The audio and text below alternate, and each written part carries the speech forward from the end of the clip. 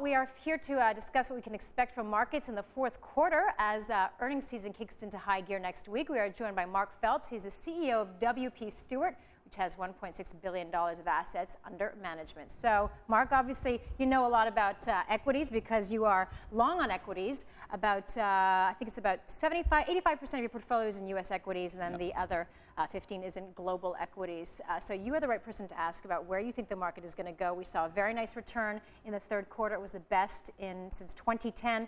Where do you expect the fourth quarter to fare when it comes to the equity markets? We still think that equity markets can go higher.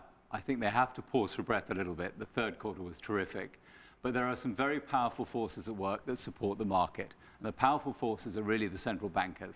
We have Mr. Bernanke on one side and Mr. Draghi on the other, basically saying they are going to underpin markets. They're providing liquidity that will support the markets. Now, that's the good news. The challenge will be the earnings season, quite rightly, as you say.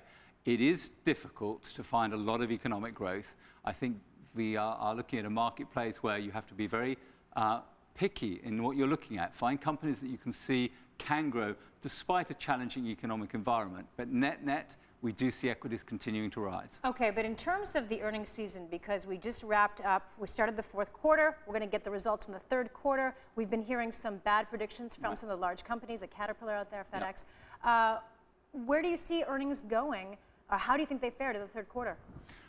It is a challenge for sure, and you're right. The warnings that we've had so far are really trying to dampen expectations, and competition is very intense. If you look on a global basis, US has modest growth, certainly below trend. Europe is clearly still struggling because of the sovereign debt crisis, and the emerging markets, particularly China, are seeing growth less than expectations. That makes it more difficult to be successful and continue to drive product ahead. Competition is very intense everywhere. So net, you're going to see modest improvements in earnings across the board, but it is going to be a challenge. And if you don't have a special product or a niche or some secular trend that you can see, it's going to be really tough. So Hewlett-Packard, for example, is struggling. Their traditional markets are slowly moving away from them. We see what's happening in tablets, and that's competing. We see what's happening with Apple, of course. So if you're competing in that type of market, it's hard. Right. So, Mark, I mean, traditionally, earnings and economic data are the drivers of the markets. But you say that basically it's going to be monetary policy that's going to drive the markets higher. People are going to ignore the disappointing earnings, all the worries about what's happening in Europe? No, they're not going to ignore the earnings. The point on earnings is they're challenging, but we can see them go higher. The reality, though, is markets we don't think are particularly expensive. So there's a little bit of latitude here. And earnings are still rising, let's be clear. They're not, one or two companies obviously challenged, but in aggregate, we still see them rising.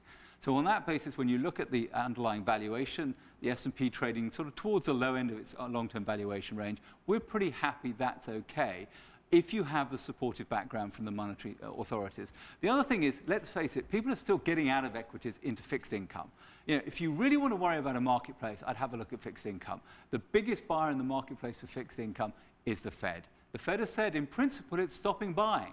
If the biggest buyer leaves the market, that's not normally good for prices. And we think investors in bonds have to look a bit more at equities.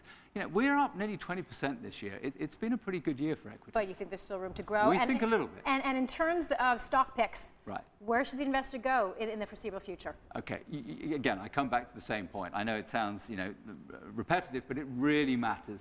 Investors need to look at where the growth is coming from and whether it's sustainable.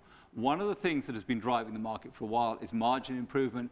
That's going to be hard for the market to keep moving ahead. We think margins are sustainable, but can't go much higher. So you've got to find revenue growth. So three stocks we'd talk about would be something like Yum Brands.